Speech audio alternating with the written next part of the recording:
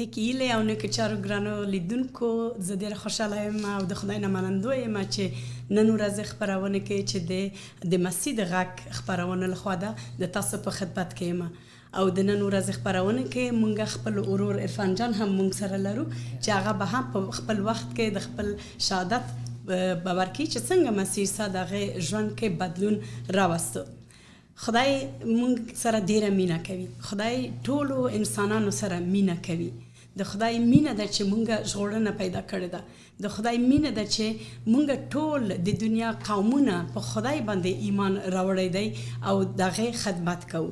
زه به یو آیت ولولم په اشعیا په 43 باب کې په 19 آیت کې چې خدای مونږ ته څه وایي. خدای وایي زه چې کوم نوي کارونه کوم نو هغه به تا ګوري. هغه اوس شروع کیږي. تاسو به وینئ.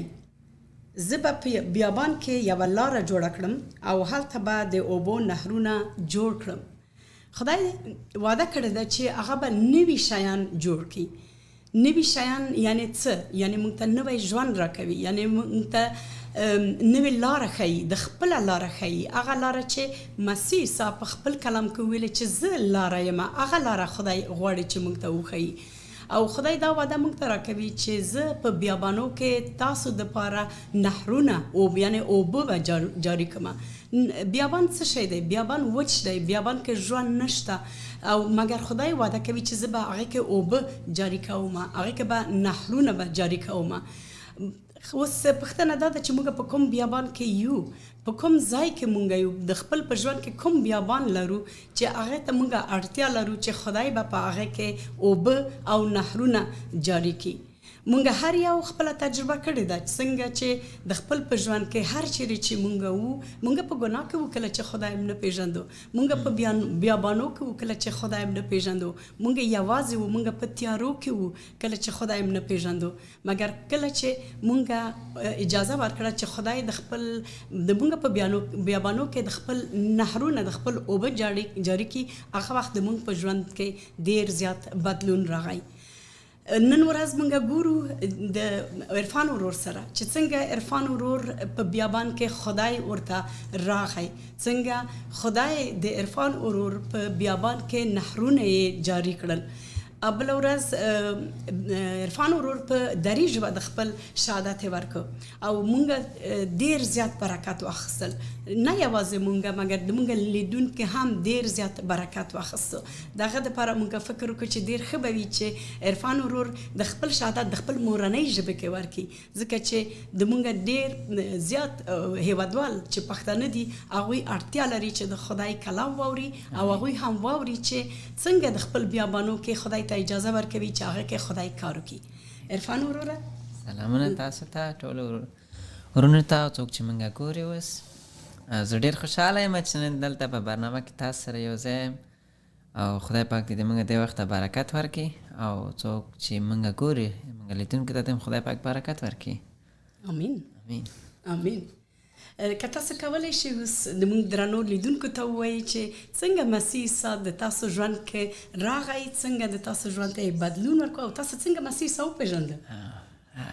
ډېره مننه خور جانې. زه چې کله د 8 کاله وم، زه او د ما یو وړوکی ورور مې ما نه 1.5 کال مشر ده، وبخښئ کشر ده. موږ د پلار د کورنۍ د خوا نه یو مدرسې ته ولېږل شولو چې هلته 40 ساعته هملته وو او حق هم نه لرو چې بیرته کور ته راشو.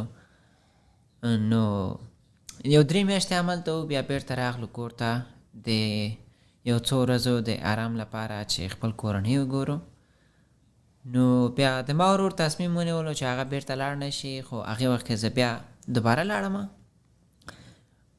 دوباره چې لاړم یو څه وخت هملته وم، زه بیا کور ته راغلم، یو څو ورځې مې بیا رخصتي واخیستله د مدرسې نه. نو چې بیرته کله تلمه په هماغه ورځ کې په نیمه لار کې روانم، پلار مې را سره و، کاکا مې را سره و چې بیرته مدرسې ته لاړ شم. نو د ما په زړه کې یو خبره راغله چې ما تصمیم ونیول هغه وخت کې چې زه بیرته نه غواړم لاړ شم. نو زه په هغې وخت کې نه پوهېدلم چې عیسی مسیح د هغې وخت نه د ما په زندګي کې و او د ما په زړه کې و، خو ما هغه وخت عیسی مسیح نه پېژندلو. نو د هغې وخت نه عیسی مسیح ما په خوا کې و او ما ته په هغه ورځ باندې په زړه کې دا واچوله چې زه بیرته لاړ نه شم هغې مدرسې ته، ځکه چې هغه مدرسه د ما لپاره نه وه. نو ما تصمیم ونیولو هلته چې زه بیرته مدرسې ته لاړ نه شم. نو هلته زه په ژړا شم، وړوکې مو وه.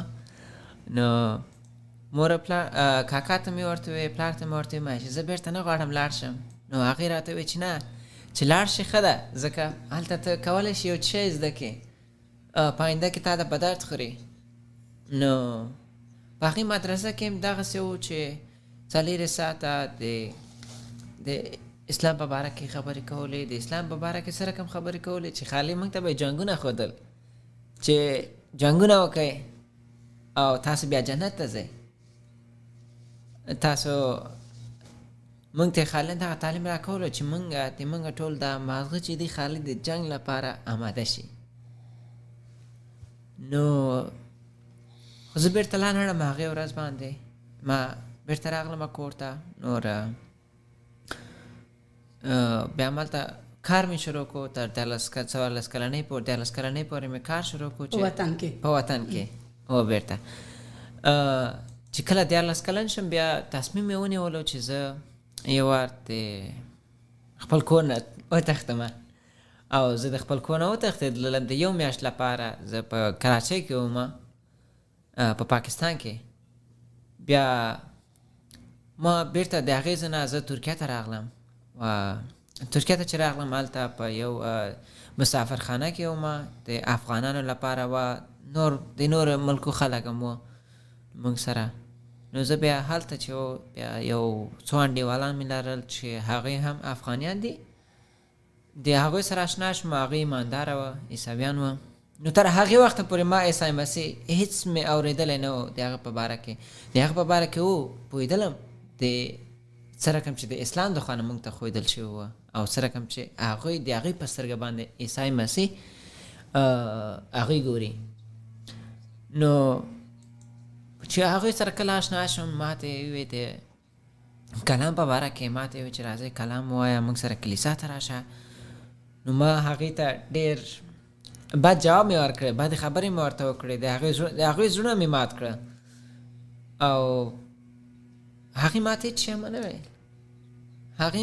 شی ونه ویل، او د هغې همیشه کوشش کولو چې ما دوباره بیا مې کلیسا ته دعوت کړي، دوباره مې هلته بوځي، دوباره کلام راته وایي. نور دې خبرې یو 2.5 کاله څه زیات ونیول چې ما تصمیم ونیول بیا کلیسا ته لاړ شم. د ما لپاره واقعا ډېر سخت و، یعنې د پښتنو لپاره واقعا ډېره سخته ده چې کلیسا ته لاړ شي. خالي یوازې لاړ شي دننه کلیسا کې وګوري چې په کلیسا کې څه روان دي. واقعا ډېره سخته وه. زه ډارېدلم آیا چې زه د کلیسا ته داخل لاړ شم، زما آخري هغه به څه رقم وي، په آخرت کې به زه چېرته ځم، ما ځای به چېرته وي. زه دې نه ډارېدلم چې زه به جهنم ته لاړ شم. خو خدای پاک یو ورځ ما ته برکت راکو او د ما په زړه باندې لاس کېغوستو، د ما زړه یې نرم کو، او چې زه کلیسا ته وشم کولی یو وار بیا تصمیم ونیسم او زه د کلیسا داخل لاړ شم. نو کلیسا ته چې داخل لاړم، په اولین بار باندې د ما ملګری مې راسره و، یو په فارسي ژبه کې یو کلیسا وه په ترکیه کې. نو چې کله هغې اول سندرې شروع کړې، سندرې خلاص شوې، ډېرې ښایسته سندرې وې. او بیا هغې نه بعد چې کله دعا کوله، د ټولو خلکو لپاره یې دعا وکړه. مونږ تاسو چې کله دعا کوو، د مسلمانانو به چې کله دعا کوله، په هغې وخت کې مثلا ما چې به کومه دعا کوله، ما خالي د خپل ځان لپاره، د خپل کورنۍ لپاره، د پیغمبرانو لپاره، یا به دښمنانو ته بدوا، دښمنانو ته به همیشه بدوا کوله، خدای پاک ته داسې کړي داسې کړي. او هغې دعا مې چې وګټله، هغې دعا وکړه د ټولو لپاره، د خپل دښمنانو لپاره یې وویل چې خدای پاک ته هغې ته برکت ورکړه. واقعا دا ډېره سخته ده چې سړی د خپل دښمن سره مینه وکړي. ما لپاره چې کله عیسوي شوی نه ما لپاره ډېره سخته وه چې زه د خپل دښمن سره مینه وکړم. خو چې کله دعا وکړه چې دعا یې په خلاصېده وه ما زه په ژړا شم ما د سترګو نه اوښکې راتللې.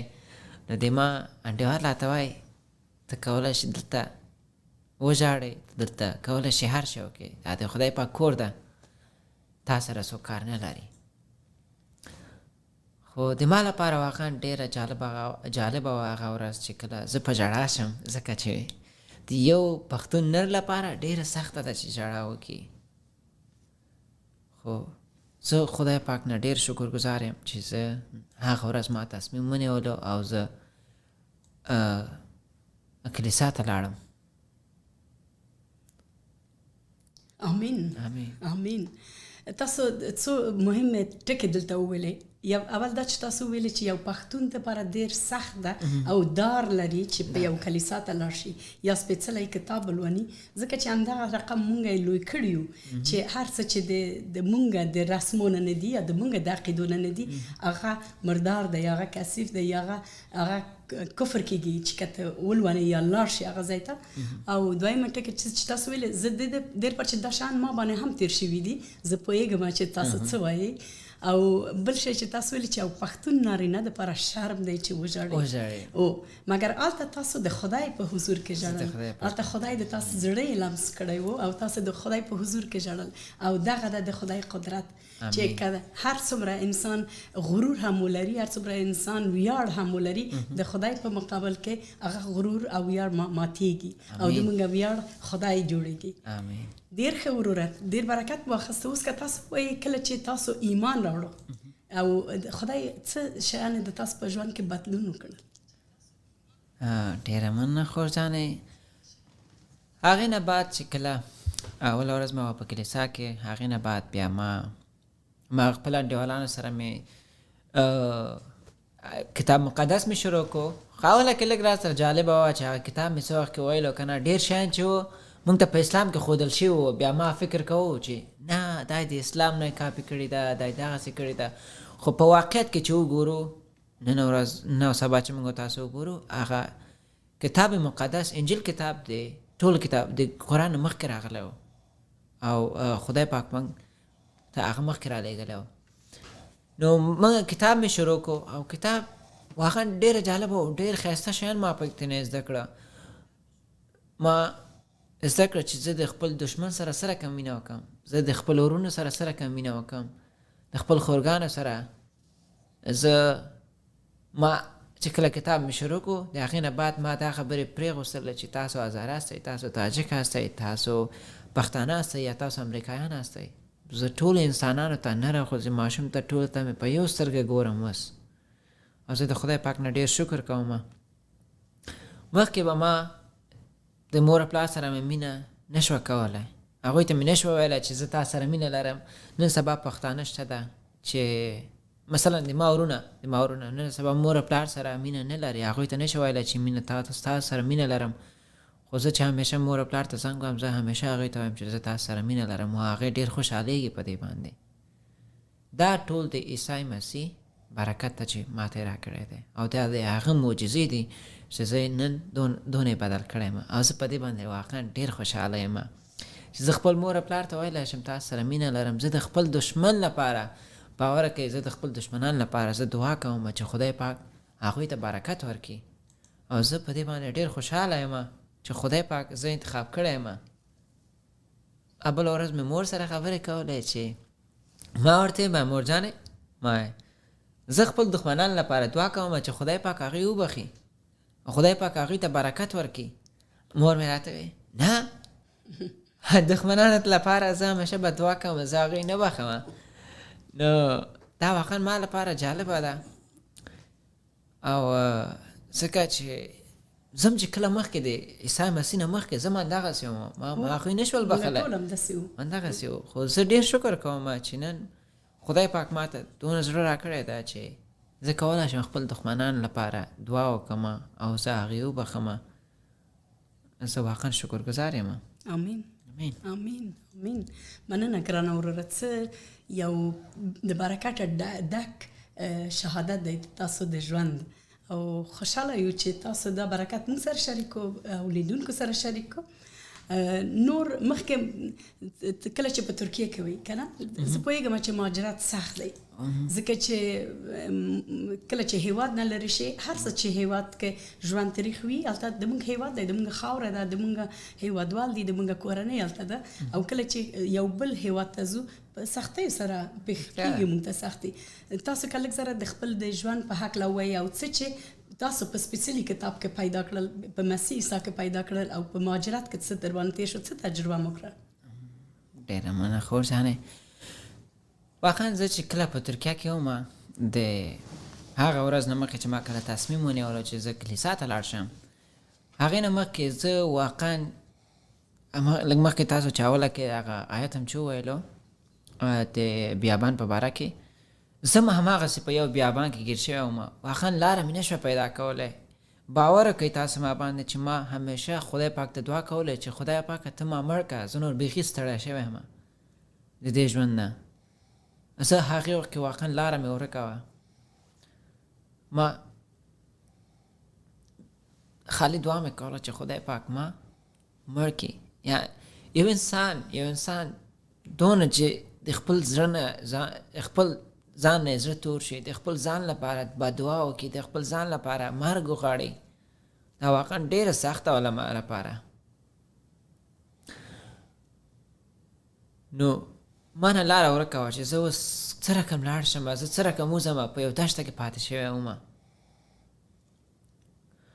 ما هغې وخت کې عیسی مسیح مې نه پېژندلو، هغه لپاره مې دعا نه شوه کولی، او کوم خدای چې ما پېژندلو هغه لپاره چې ما هر څونه دعا د هغه نه مې چې هر څونه دعا غوښتله، د ما د دعاګانو جواب رانغلو، د ما دعاګانو جواب رانغلو. او زه واقعا بیخي هغه پښتانه وایي زه 2 سږمو ته راغلی وم. پښتانه یو لاف لري، خو خدای پاک عیسی مسیح چې په آخره کې ما کله تصمیم ونیولو، زه د هغه د لاس نه ونیولم، او نن ورځ ده چې زه دلته نن ژوندی یم او خوشحاله یم چې زه هغه انتخاب کړی یم او زه د لاس نه ونیولم. زه واقعا ډېر شکرګزاره یم د عیسی مسیح نه. زه دعا کوم د کوم نفران چې نن مونږ ګوري او څوک چې په مشکلاتو کې دی اوس، واقعا د مونږ پښتانه ډېر نیاز لري چې عیسی مسیح وپېژني او خپل زړونه عیسی مسیح ته ورکړي، ځکه ډېرو نه لاره ورکه ده، نن هغوی په دښته کې پاتې شوي دي. زه ټولو لپاره دعا کوم چې خدای پاک د هغوی د لاس نه ونیسي او لاره ورته وښایي. امین امین. ګرانه وروره، ډېره زیاته مننه، رښتیا چې ډېر زیات برکت هم واخیستو، او زه مطمئنه یم چې د مونږ لیدونکي هم ډېر برکت اخیستی دی. مونږ به لاړ شو، ښایي یو سندره به واورو، بیا به بیرته راځو. ډېره مننه.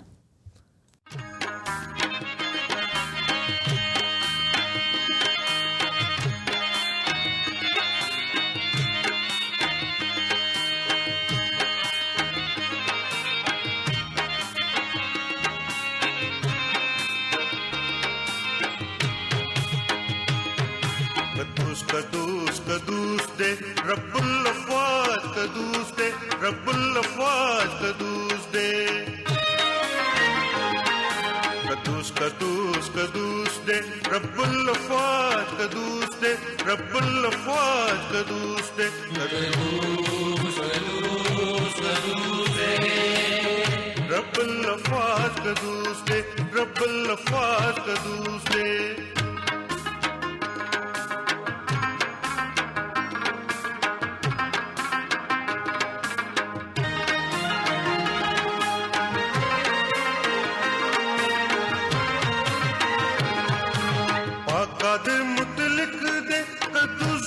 خالق دے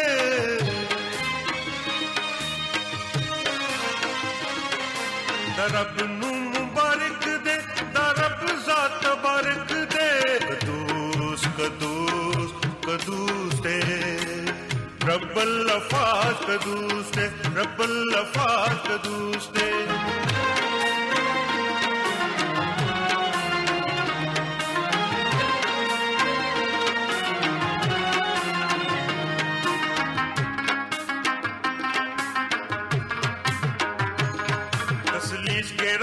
ایام دے او چت لہر بیان دے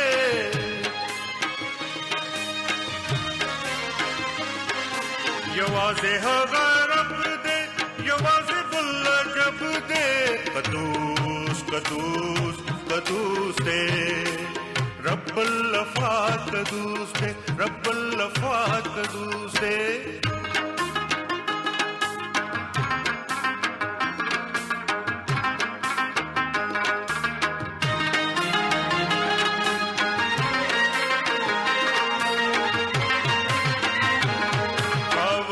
قیامت دے مالک دا آخرت دے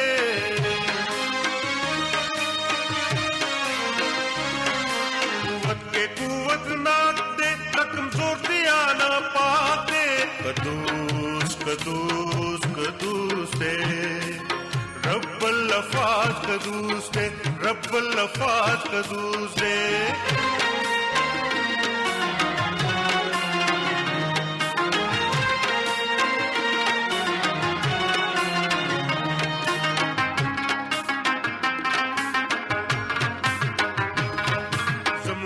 نظر غیب دے گناہ زمونگا اے دے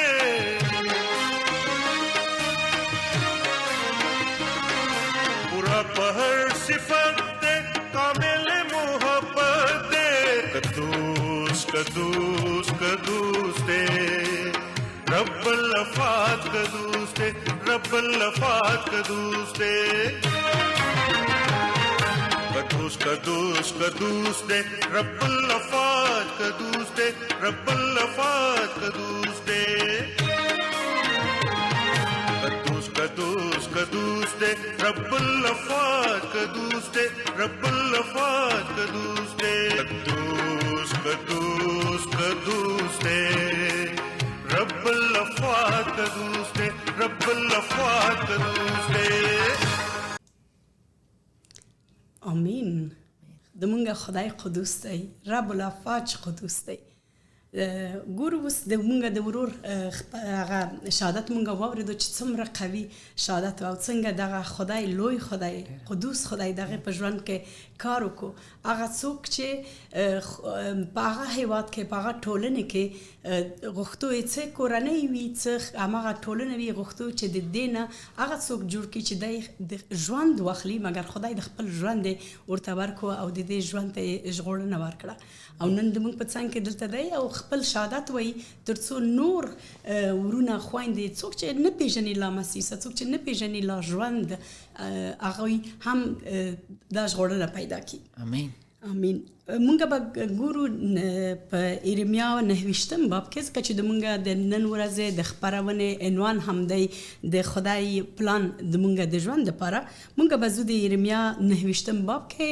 د 11 آیات نه به یو څو آیات لولم او یوازې خپل ورور عرفان جان سره به وګورو چې خدای مونږ ته څه وایي ملک خدای فرمایي چې ما ته د هغه پلانونه پته ده چې کومه ستاسو د پاره لرم هغه پلانونه چې تاسو آبادوي او خوشحالوي نه چې تاسو ته نقصان رسوي هغه پلانونه چې تاسو ته آینده یا راتلونکي امید درکوي بیا به په هغه وخت کې تاسو ماته منت زارۍ وکړئ او ماته به رجوع وکړئ او ما نه به دعا وغواړئ او زه به ستاسو دعا واورم تاسو به زما لټون کوئ او که چیرې په پوره زړه سره ما زما لټون وکړئ نو تاسو به ما پیدا کړئ دغه آیاتو کې خدای مونږ ته وایي چې هغه زمونږ دپاره پلان لري د مونږ د ژوند دپاره پلان لري او هغه پلان چې خدای د مونږ د ژوند دپاره لري هغه پلان دی چې هغه کې خوشبختی ده هغه کې چې آرامي ده سلامتی ده هغه کې آبادی ده هغه پلان چې خدای مونږ ته لري هغه کې مونږ نقصان نه کوو هغه د خدای پلان هیڅ وخت مونږ ته نقصان نه رسوي مګر لوی مشکل کوم په دې کې کله چې مونږ د خدای د پلانونو خلکو سره غږیږو او د خدای د برکتونو مونږ خلکو سره غږیږو ډېر خلک چې لا ایمان نه لري په مسیح او کله هم خپل مسیحان دا فکر کوي چې مونږ د مادیاتو نه خبرې کوو کله چې په دې معنا چې کله چې څوک برکت ګوري په ژوند کې نو ټولې اړتیاوې به پوره شي. هغوی به هیڅ وخت په ژوند کې مشکلات ونه ګوري. هغوی به ښه ژوند ولري، ښه کور ولري، ښه ګاډی ولري، هر شی به د هغوی په ژوند کې ښه وي. مګر خدای دا خبره نه کوي. کله چې خدای وایي چې د ما پلانونه د تاسو دپاره د آبادۍ او د خوشحالۍ پلانونه دي، هغه پلانونه دي چې هغه کې مونږ ژغورنه مومو، هغه پلانونه دي چې هغه کې مونږ خدای پیژنو. مونږ به هغه کې څه ګټه ګورو کله چې مونږ په ژوند کې هر څه ولرو. مونږ په ژوند کې کور ولرو، مونږ په ژوند کې پیسې ولرو، مونږ په ژوند کې ګاډي به ولرو، مونږ په ژوند کې ډېر ښه کورنۍ ولرو، ډېر ښه ملګري ولرو، ډېر ښه کار ولرو، مګر هغه کې خدای نه وي. چیرې که خدای د مونږ په ژوند کې نه اوسېږي، د مونږ ژوند تش دی، هغه کې هیڅ څه هم نشته. کله چې خدای وایي چې زه تاسو دپاره پلان لرم، د تاسو د راتلونکي دپاره پلان لرم، هغه د هغه څه نه چې مونږ فکر کوو ډېر لوړ دی.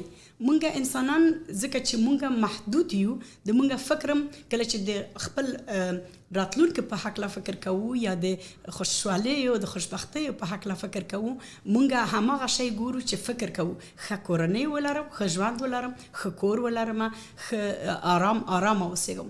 مګر د خدای څه چې پلانونه دي د دې نه ډېر لوی دي، ډېر لوړ دي. که چیرې مونږ سپېڅلی کتاب ولولو، په سپېڅلي کتاب کې مونږ ډېر قهرمانان ګورو چې نن ورځ مونږ ته قهرمان وایو، ځکه چې د هغوی ژوند د مونږ دپاره یو نمونه ده. مګر مونږ که وګورو چې څنګه هغوی د خپل ژوند د خدای سره شروع کړل، د هیڅ نه یې شروع کړل. که مونږ ابراهیم مثلا وګورو چې د مونږ په هیواد کې هم هغه ټول خلک ابراهیم پیژني. که ابراهیم وګورو، خدای د ابراهیم دپاره پلان درلودو. ابراهیم په یو هیواد کې ژوند کوو چې هغه ټول شی درلود، په یو ښار کې ژوند کوو، هغه کورنۍ درلودله، هغه شتمنۍ درلودله، هغه خپلوان درلودل، هغه ملګري درلودل. خدای ورته وویلې ته دا ټول شیان پرېږده، خپل هیواد دې پرېږده، خپل کورنۍ دې پرېږده، هر څه چې ته لرې ته پرېږده، ځکه چې زه د تا دپاره پلان لرم، ځکه چې زه غواړم تا هغه ځای ته بوځم چیرې چې ما تا دپاره هغه هیواد مخنیولی کړی دی، چیرې چې زه هغه هیواد کې تا غواړم چې د خپل پلان د تا ژوند کې عملي کړم. او موږ ګورو دلته چې ابراهیم د خدای نه اطاعت وکړو. ابراهیم لاړو خدای سره، هغه خپل ټول کورنۍ پرېښودله، د خپل شتمنۍ پرېښودل، د خپل هیواد پرېښودو. او هغه وخت کې موږ باید هیر نه کړو چې 2,000 کاله مخکې ژوند هغه شی نه و چې نن ده. هغه وخت ژوند سخت و ګرانه وروره. هغه وخت مثلا د یو هیواد نه که تاسو بل هیواد ته تلئ، باید د ډېر سختو سفرونه باید تاسو تلئ، ډېر سختو لارې باید تاسو تېرېدل، ډېر خطرونه په تاسو باندې. ځکه نن هم موږ ګورو مثلا د موږ افغانان کله چې د افغانستان نه وځي تر څو چې یو هیواد ته رسېږي ډېر سختو لارو نه تېرېږي. تاسو هم دا تجربه کړې ده. او کله چې هغوی د یو مملکت نه بل مملکت ته ځي، ډېر خلک اته خپل د کورنۍ غړي د لاسه ورکوي. مګر کله چې مونږ د یو ځای نه بل ځای ته ځو د خدای سره او د خدای د پلان په مطابق ځو، هغه وخت خدای مونږ سره دی، خدای به مونږ سره مل شي او خدای مونږ ته د مونږ ژوند ته آرامي ورکوي، خوشحالي ورکوي او خدای د مونږ ژوند ته کامیابي ورکوي. څنګه چې مونږ وویلې د ابراهیم ژوند کې چې ابراهیم ټول شیان پرېښودل، لاړو، ځکه چې خدای هغې ته وعده کړې وه. او همدغسې ګورو یوسف هم خدای هغې ته پلان درلودو، مګر د هغې کورنۍ د هغې ورونه پوهېدل چې دې باندې د خدای برکت دی، هغه په یو چا کې واچوه. مګر نن ورځ موږ کله د یوسف په هکله خپل هیوادوالو سره غږېږو، هغوی وایي چې یوسف یو پیغمبر و، مګر دا هیروي چې یوسف د کوم ځای نه کوم ځای ته ورسېدو. د هغې ژوند کې د خدای پلان و، مګر هغې هم د خپل کار وکړو، خپل اطاعت وکړو د خدای نه. هغې په څا کې و، د څا نه هغه خدای هغه وویستو، لاړو په بردګي ته په مصر کې. په مصر کې څومره مشکلات هغې باندې راغله، څومره تورونه ور باندې ولګول شل، حتی هغه بندیخانې کې وغورځېدو، مګر خدای هغه د بندیخانې نه جګ کو او خدای هغه په هغه مقام ورسوه چې د اوله هغې ته پلان درلودو. آمین. زه ډېره وښئ د ابراهیم ستوري چې تاسو وویله واقعا ډېره یو ښایسته ستوري ده د ابراهیم. ما د ابراهیم ستوري څو پیره مې وویله نو ما ته یو شی را په یاد کړه، زه چې کله د افغانستان نه مې تصمیم ونیولو چې وتښتمه، د خپل کورنۍ نه وتښتمه، رښتیا خبرې، نو خدای پاک د ما لپاره هغې وخت نه پلان لرلو. هر څه چې زه عیسی مسیح مې نه پېژندلو، ولې خدای پاک زه پېژندلم. او دا رښتیا خبره ده. خدای پاک ما ته په هغې عمر کې، زه خالي د 14 کلو یم، 14 کلو ماشوم، تاسو فکر وکړئ چې نه یې ځای معلوم ده، نه یې ټارګټ معلوم ده، خالي تښتي، د سرپناه ځای نه لري، خپل جیب کې ځان سره هیڅ روپۍ نه لري او د کور نه تښتي. نو خدای پاک د ما لپاره واقعا ډېر یو غټ پلان لرلو، هماغسې چې د ابراهیم لپاره لرلو. زه په دې باندې اوس مطمئنه یم. مخکې شاید مثلا نه پوهېدلم، خو اوس زه همیشه چې څه وخت سوچ کوم، زه دا د خدای پاک پلان و. زه په دې باندې واقعا ډېر خوشحاله یم، ځکه چې په هغې عمر کې زه لاړم پاکستان ته او د هغې نه بعد راغلم ترکیه کې.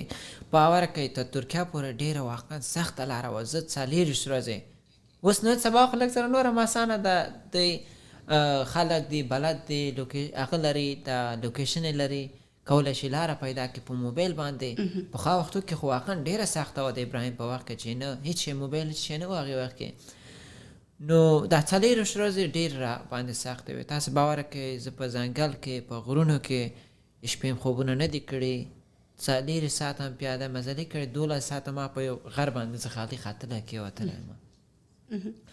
نور ډوډۍ م نه وه، خالي وچه کلکه ډوډۍ م یو ځان سره افغانستان 2 دانې مې اچولې، 2 ټیکلې دغه د داش ټیکلې خو به درې لیدلې، داش کې چې پخوي هغې مې 2 دانې ځان سره په یو بیګ کې مې اچولې وې. نو هماغه سره یو 2 بوتله اوبه م را سره وې. باور کړئ په هماغه باندې زه راتلمه. خو خدای پاک ما لپاره ډېر یو غټ پلان لرلو چې زه نن دلته راوستی یم. آمین آمین. آمین. نه یوازې تاسو دلته راوستلې، د خدای پلان کله چې دی، هغه پلان نه دی چې زه یوازې، دا پلان نه دی چې یو ښه ځای ته هغوی بوځم. د خدای پلان دا دی چې هغه ښه ځای کې زه څنګه کولی شم دوی نه استفاده وکړم. رښتیا خبره ده. نن ورځ د تاسو ژوند نه خدای استفاده کوي او تاسو خدای څه رقم خلکو ته خدمت کوي او څنګه د خدای کلام نور ته رسوي. د خدای دغه دی پلان چې ښه دی چې موږ ښه ژوند ولرو، ښه دی چې په آرامۍ کې ژوند وکړو، مګر هیر نه کړو چې هغه څوک چې دغه ژوند موږ ته راکړی دی هغه خدای دی، او اول ځای باید خدای همدغه ښه ژوند کې آرامه ژوند کې ورکړو. او دا باندې تاسو ډېر ښه پوه شوي یاست ګرانه وروره. واقعا زه ډېر شکرګزاره یم د خدای پاک نه، ځکه چې د ما مور او پلار چې دي اوس واقعا مخکې چې کله زه په ترکیه کې وم، د هغې نه مخکې چې مسیح شم، ما سره یې مینه لرله. موږ مور او پلار دی نو مینه خو حتما لري، خو ولې ما ته هېڅ وخت ونه وی چې زه په تا باندې افتخار کوم. همیشه ما نه ناامیده و، ځکه چې زه خپل هلته ناامیده وم، نو هغې به ما نه څنګه ناامیده نه وه.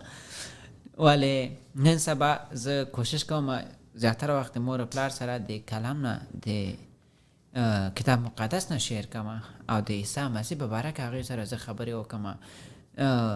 خیر مور او پلار لپاره لږ زره سخته ده نن او سبا چې کله زه هغه شیر کوم ورسره کلام شیر کوم، هغې لږ زره بده مني، وایي چې عیسی مسیح چې ده هغه خدای پاک نه ده، هغه چې ده یو پیغمبر ده. او هغې لپاره واقعا داسې رقم چې ما ته سخته وه، د هغې لپاره هم سخته ده چې نن باور کړي. خو زه همیشه دعا کوم خدای پاک مهربانه ده، یو ورځ به د هغوی زړونه خدای پاک لاس ووهي او زړونه به یې خلاص شي. امین. هماغسې چې عیسی مسیح زموږ لپاره په صلیب باندې لاړو، زموږ لپاره مړ شو او 3 ورځې بعد بیا دوباره ژوندی شو. زموږ زړونه په څه رقم پاکېږي؟ زموږ زړونه د عیسی مسیح په وینه باندې پاکېږي. امین. امین. مننه ګرانه وروره. که چیرې مونږ وګورو د خدای پلان په هکله مونږ وغږېدلو که نه چې خدای د مونږ ژوند لپاره پلان لري. او که چیرې وګورو نور آیاتو کې وایي چې کله چې تاسو دعا وکړئ، کله چې تاسو ما ته رجوع وکړئ، کله چې تاسو ما ولټوئ، تاسو به ما پیدا کړئ. د خدای پلانونه چې دي هغه د مونږ د ژوند لپاره ډېر ښه دي، مګر خدای هم غواړي چې مونږ هم د هغې د پلان د عملي کولو کې برخه واخلو.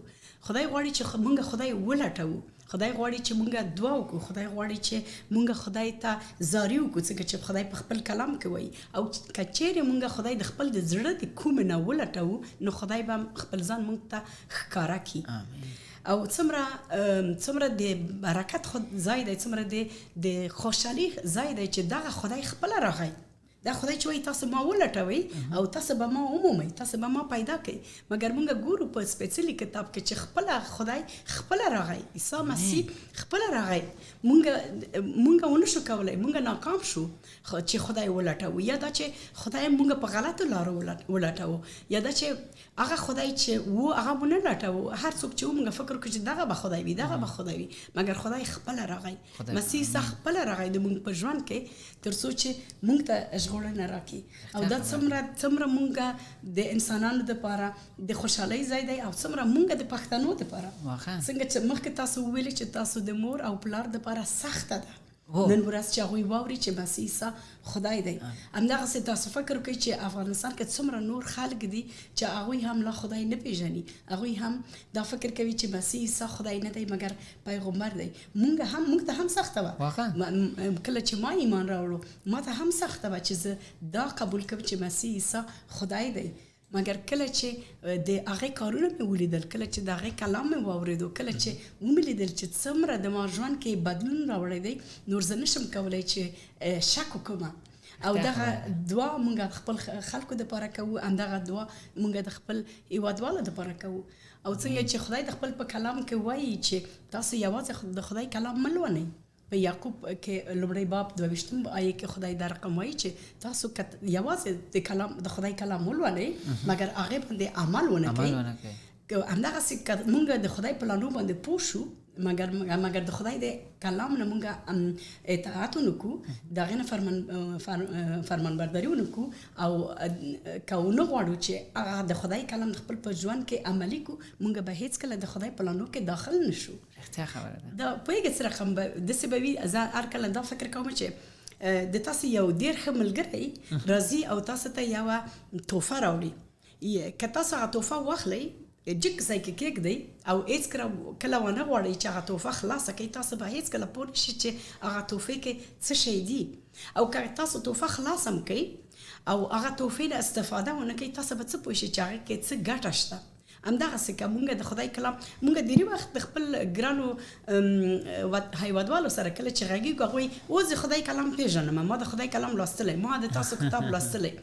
څه ګټه لري چې تاسو یو شی ولولئ مګر ورنه استفاده ونه کوئ. مثلا موږ ځو بازار ته یو شی اخلو، یو د هغې هر کله یو برقي سامان که نه که اخلو، هغې کې همیشه شته دی چې څه رقم موږ کولی شو د هغې نه استفاده وکړو. که چیرې موږ هماغه ونه لولو، که چیرې موږ هغه څه چې لیکلي دي پکې هغه موږ عملي نه کړو، موږ هېڅکله به ونه شو کولی چې هغه برقي سامان چې موږ اخیستی هغې نه استفاده وکړو. د خدای پلانونه هم همدغسې دي د موږ په ژوند کې ګرانه وروره. خدای د موږ ژوند دپاره پلان لري. خدای غواړي چې موږ ته ژغورنه راکړي. خدای غواړي چې موږ خدای وپېژنو. خدای غواړي چې د هغې مینه وپېژنو، ځکه چې خدای مینه ده. او خدای غواړي چې موږ د هغې مینه نورو سره وکړو، څنګه چې تاسو مخکې وویلې چې نن ورځ تاسو کولی شئ د خپل دښمنان وبخئ او کولی شئ هغوی سره مینه وکړئ، او د خپل مور و پلار سره مینه وکړئ. خپل نورو خلکو چې تاسو پېژندل چې څېرې تاسو سره یا مشکلات تاسو ورسره درلودو یا کوم دښمني مو ورسره درلودل، هغوی سره تاسو مینه کوئ. او دا ټول څه موږ کولی شو کله چې د ایمان راوړو په مسیح عیسی باندې، او کله چې موږ د خدای کلام عملي کړو. او څنګه چې په یعقوب کې وایي موږ هغسې نه شو چې د خدای کلام لولو مګر عملي نه کوو. او یعقوب بل آیه کې دا هم وایي دا به داسې وي، داسې به ښکاري چې موږ ځو په آینه کې خپل چهره ګورو، مګر کله چې آینه مې څه کړه هېرېږم چې د موږ چهره څه رقم وه. او موږ به لاړ شو اوس وګورو چې که تاسو کابل څه ویل لرئ. فعلا نه، اوس به یو سندره واورو، د سندر نه بعد به دوباره بیا سره یو ځای یو.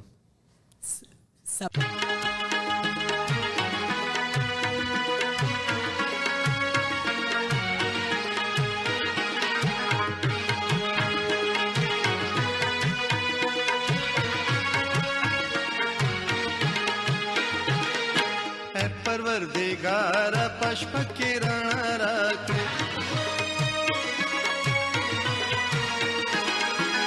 پروردگار پشپ کې رڼا راکړې، پروردگار پشپ کې رڼا راکړې، زمونږه دستر گنایو کی جدا کی زمونگا دستر گنایو کی جدا کی اے پروردگارا پشپ کی رڼا راکړې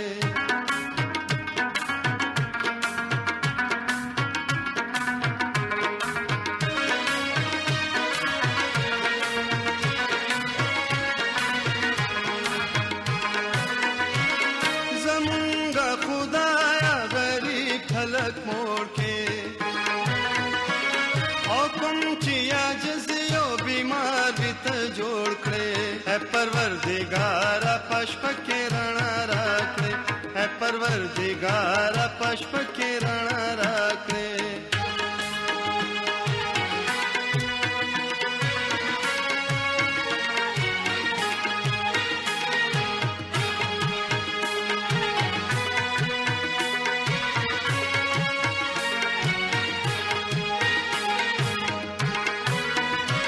هر غم مو تکلیف چې پمون بیا آسان کړې مونږ شکر گزار د ژوندون په دوران کړې اے پروردگارا پشپ کې رڼا راکړې اے پروردگارا پشپ کې رڼا راکړې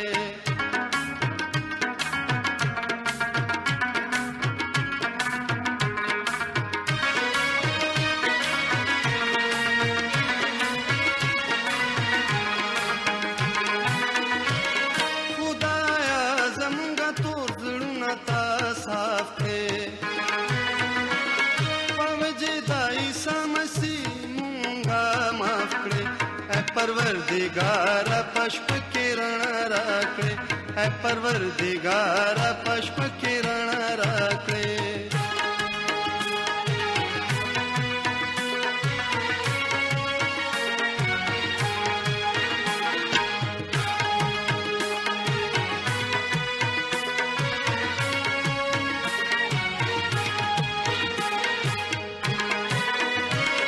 برکت او رحمت پمونگا نازل کړې دای سپنا ما زمون سوال قبول کړې اے پروردگارا پشپ کې رڼا راکړې اے پروردگارا پشپ کې رڼا راکړې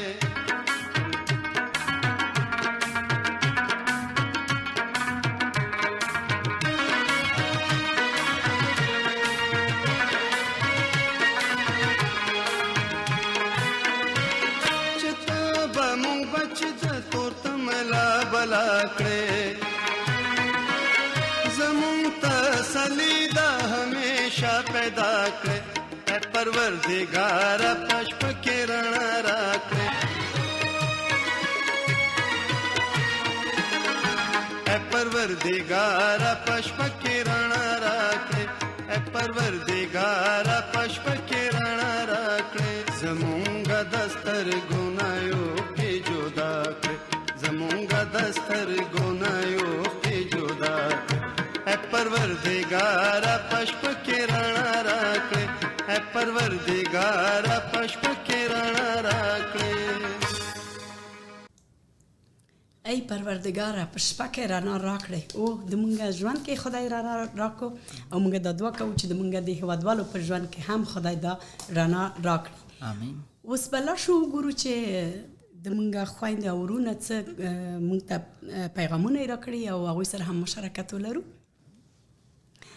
د مونږ ورور مجید یعقوبی وایي چې درود خداوند بر شما التماس دعا دارم یک کوتاه میتونیم به برادرم دعا کنیم به برادر مجید حتما چرا که نه خداوند عزیز شکر میکنم برای امروز برای این وقت خداوند عزیز برای این برنامه خداوند عزیز خداوند عزیز ما دعا میکنم برای برادر جانم خداوند عزیز تو کمکش کن و هر نیازی که داره خداوند عزیز تو او را انجام بده و برسانه خداوند عزیز در خواستش خداوند عزیز تو او را برکت بده خداوند عزیز تو قلب اونا را لمس کن خداوند عزیز و خانوادهش برکت بده امروز دستان تو مسپارم به نام عیسی مسیح آمین برادر مجید ادامه میتن گران خور او گران ورور ز ستاسو لپاره دعا کوم ستاسو د هڅو څخه ډیره مننه تاسو نه هم مننه گران وروره برادر او دمونگا ورور داوید پیمان، خدا را شکر برای وجود شما عرفان جان. بله واقعا خدا را شکر با وجود شما برادر جان. او عثمان کوچی ورور دمونگا وی هللویا. هللویا.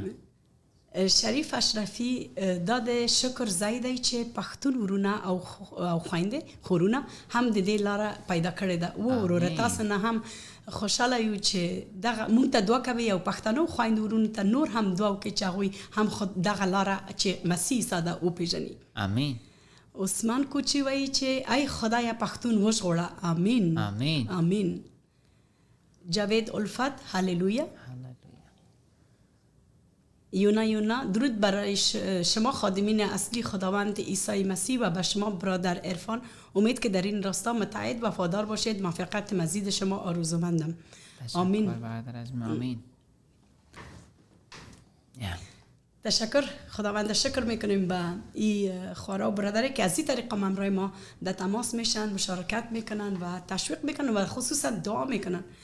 نه پوهیږم چې ولې ما په دری شروع کړه. زه فکر کوم د دې لپاره چې ډېر کومنټونه په دری وو، مګر خیر هر څه چې که څه پښتو وي څه دروي دواړه د مونږ ژبې دي. اصیل افغان هم زړه او دعا لیږي مونږ ته او وایي خدای دې برکت درکړي. خورې تا ته دې هم خدای برکت درکړي اصیل وروره. زرین امیری درود و سلامتی خداوند به شما خواهر الن عزیز و برادر عرفان جان. خدا را شکر به وجود شما خواهر زرین عزیز. اوکی. خواهر ما گریس هوب، من ایره به پشتو میخوانم که دوستای عزیز ما همچنان به پشتو بفهمن چی نشته کردین.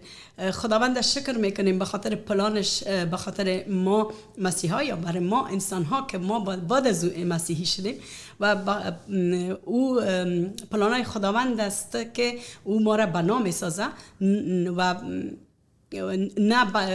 نه او پلانایش که ما را میاره در پایین. بله خدا را شکر میکنم به خاطر این کلام خداوند که ما را تشویق میکنه و تشویق کننده است. تشکر خواهر عزیز. یونا گل میفرستن او دمون خور سهیلا کریمی وایي چې سلام به همه خواهران و برادران عزیزم. فیض خداوند ما عیسی مسیح با شما عزیزان. به شما همچنان خواهر عزیز، براتان همیشه در دعا هستیم، به شما و برای خانواده عزیزتان. برادر داوید پیمان، برادر عزیز ما لطیف جان، درود و سلامتی خداوند بر شما خواهر گلم. تشکر برادر عزیزم. و همچنان گریس هوب جلال به خداوند به خاطر پلانایش که بله هم فکر میکنم که دوباره نشته کردن. سهیلا کریمی خدا را شکر برای قلب بزرگتان خواهر الن عزیزم. فیض سلامتی خداوند با شما. خواهر عزیزم قلب من بزرگ نیست، خدای من بزرگ است و خداوند است که قلب ما را لمس میکنه و او محبت خدا در قلب ما میگذاره. خدا را شکر برای ایمانتان و واقعا من به شما فخر میکنم خواهرم. میفهمم که چقدر در سختی ها و در مشکلات شما زندگی میکنین، در جایی که هستین امرای اولادایتان، شرایط زندگیتان، مگر با وجودم وفادارانه شما خداوند خدمت میکنیم. من خداوند شکرگزار هستم برای شما خواهر عزیزم.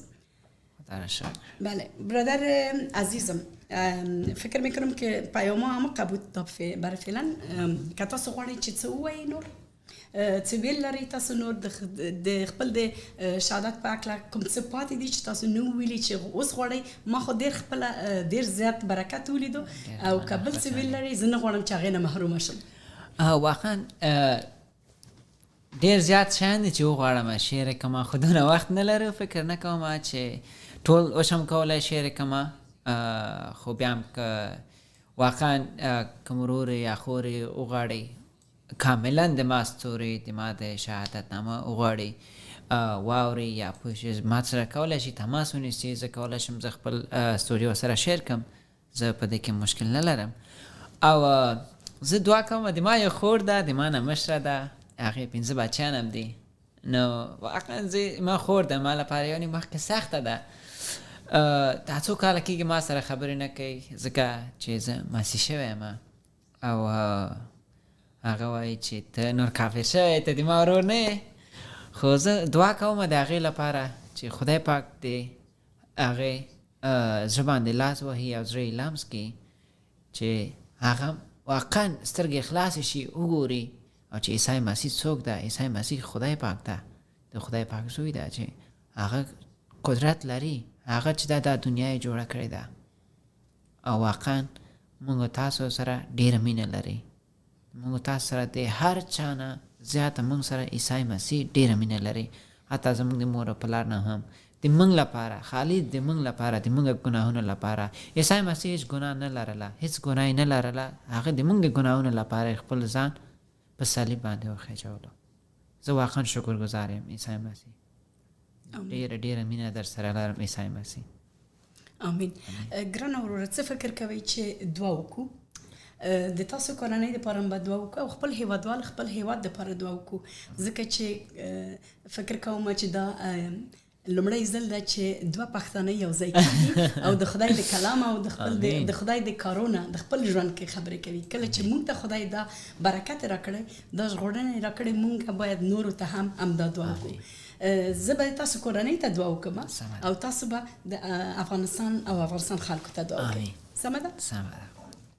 لوی خدای تا نه مننه کوم د عرفان جان د ژوند لپاره. تا نه مننه کوم چې تا د مونږ ژوند کې خپل لاس خیلی دی، خپل پلان دی خیلی دی. خدای تا نه مننه کوم چې تا عرفان سره د هغه ماشومتوب نه مینه کوله. کله چې هغه لیږل شوی و هغه ځای کې چې هغه باید دا یې زده کول چې څنګه کولی شي د خلکو ژوند واخلي، تا دې دپاره پلان درلودو، تا دې ته ژغورنه ورکړه چې دغه ځای نه ووځي، دغه ځای نه وتښتي او راشي بل هیواد ته، هغه هیواد کې چې تا غوښتو چې تا وپېژني، ته ځان ورته ښکاره کړې. تا نه مننه کوم دغه ورونو دپاره چې د ما ورور ته یې د تا د کلام نه شریک کړو. تا نه مننه کوم دغه خلکو دپاره چې تا مینه یې ورته وښیله، چې د ما ورور ویلې چې ما هغوی ته ښکنځلې کولې مګر هغوی به ما سره مینه کوله، بیا هم هغوی صبر کوله، حوصله کوله او بیا یې به هم زه بللم چې هغوی سره لاړ شم او د خدای د کلام واورم. زه تا نه مننه کوم د احسان جان د عرفان جان د ژوند دپاره خدایه. د تا نه مننه کوم د ژغورنې دپاره او د دې کورنۍ ته دعا کوم، مور ته یې، پلار ته یې، خویندو ته یې، ورونو ته یې خدایه، هغوی دپاره دعا کوم. هر چیرې چې دي خدایه هغوی ته ژغورنه ورکړه، هر چیرې دي هغوی ته برکت ورکړه، هر چیرې چې دي خدای ځان ته هغوی ته وښکاره کړه. خدایه ته ډېرې لارې لرې چې د کومو لارو نه ته استفاده کوې، خپل ځان خلکو ته ښکاره کوې. خدایه د خوب د سپیڅلي د کتاب د طریقه، د خلکو د طریقه، د میډیا د طریقه خدای خپل ځان هغوی ته ښکاره کړه چې هغوی وګوري. خدای هغه بدلون چې تا راوړی دی د عرفان په ژوند کې هغوی وګوري چې هغوی دغه کار د خپل د عرفان نه دی، دغه کار د هغوی نه و، دغه کار د خدای کار دی او هغوی هم هڅه وکړي چې دغه خدای وپېژني. خدایه دغه خورې چې ورنه خفه ده هغې ته دعا کوم، دغه زړه کې د خپل مینه واچوه، دغه زړه کې د خپل آرامي واچوه، دغه کورنۍ ته برکت ورکړه، ماشومانو ته یې برکت ورکړه. خدایه چې د هغه او د عرفان ترمنځ خدایه آشتي واچوي، هماغسې چې مسیح سره راغی او موږ خدای سره آشتي کړو، هماغسې خدایه ټول د موږ کورنۍ غړي چې موږ نه خفه دي ځکه چې موږ په تا ایمان راوړی دی، خدایه ته موږ برته آشتي کړي ځکه چې ته د سلامتي خدای یې، ته د آشتي خدای یې، ته د مینې خدای یې، ته خدایه د موږ په زړه کې بښنه دې راکړې ده، د هغوی په زړه کې هم بښنه ورکړه، مینه ورکړه او هغوی ته ژغورنه ورکړه. هر چیرې چې د خدای د هغوی نه ساتنه وکړه او هغوی خدای یو ورځ د تا نوم ته جلال ورکړي او تا نوم اوچت کړي او هغوی خپله هماغسې چې نن ورځ عرفان د تا شهادت ورکوي هغوی هم لاړ شي او د تا نه نورو ته شهادت ورکړي. د مسیح عیسی په نامه آمین. آمین آمین. ای زمونږ مالکه عیسی مسیح، خدای زه ډېر شکرګزار یم واقعا د تا د ټولو معجزاتو لپاره. خدای پاکه ته ډېر یو لوی، خدای پاکه ته زمونږ سره ډېره مینه لرې و زه واقعا ډېر شکرګزار یم. زه دعا کوم د موږ د وطن لپاره خدای پاکه ته د موږ وطن باندې ورحمېږه او ته د هغې زړونه د مینې نه ډکه خدای پاکه ته یې په خپله وینه باندې ته د هغې زړونه هم وینځه، هماغسې چې د زموږ زړونه وینځلې. و خصوصا پښتنو لپاره دعا کوم خدای پاکه ته د هغوی سترګې خلاصې کړه، خدای پاکه ته د هغوی زړونه باندې لاس وه خدای پاکه زړونه یې نرم که او خپل ضد خپله کینه پرېږدي او ووایي چې موږ ټول سره ورونه استو ټول په اتفاق باندې په یو د مسیح په نوم باندې خدای پاکه او وایي چې موږ مسیحان استو موږ ونه وایي چې نور موږ یا هزاره یو یا پښتانه یو ووایي چې موږ مسیحان یو او د عیسی مسیح په لاره باندې روان یو موږ ټول ورونه او خویندې استو او یو بل سره مینه وکړي خدای پاکه هماغسې چې ته موږ سره څونه مینه لرې هغوی هم یو بل سره مینه وکړي و زه واقعا شکر کوم نن د ما د ورونو لپاره څوک چې تا د هغوی زړونه بدل کړي دي د ما غوندې خدای پاکه زه واقعا دعا کوم د موږ د هزارګانو تاجک ورونو خورګانو لپاره خدای پاکه ته د هغوی زړونه هم په خپله وینه باندې ووینځه د هغوی زړونه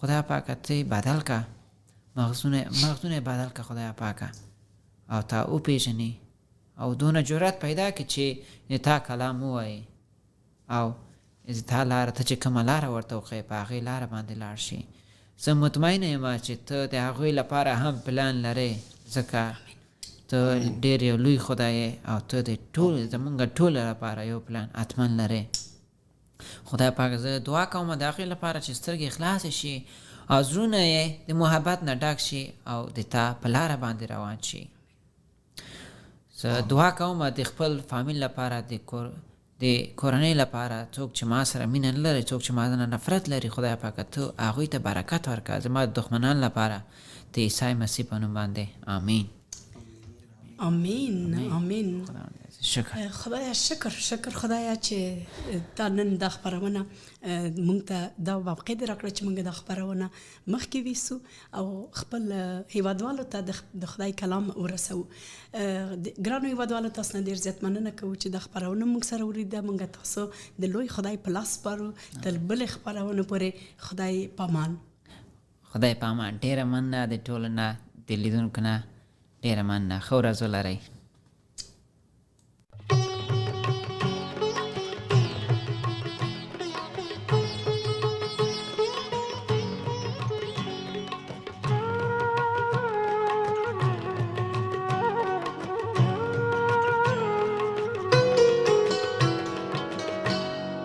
دوستم مسیح یارم مسیح در هزاران عزیزم مسیح تنها هادیم تویی ای مسیح تنها هادیم تویی ای مسیح دوستم مسیح یارم مسیح در هزاران عزیزم مسیح تنها هادیم تویی ای مسیح تنها هادیم تویی ای مسیح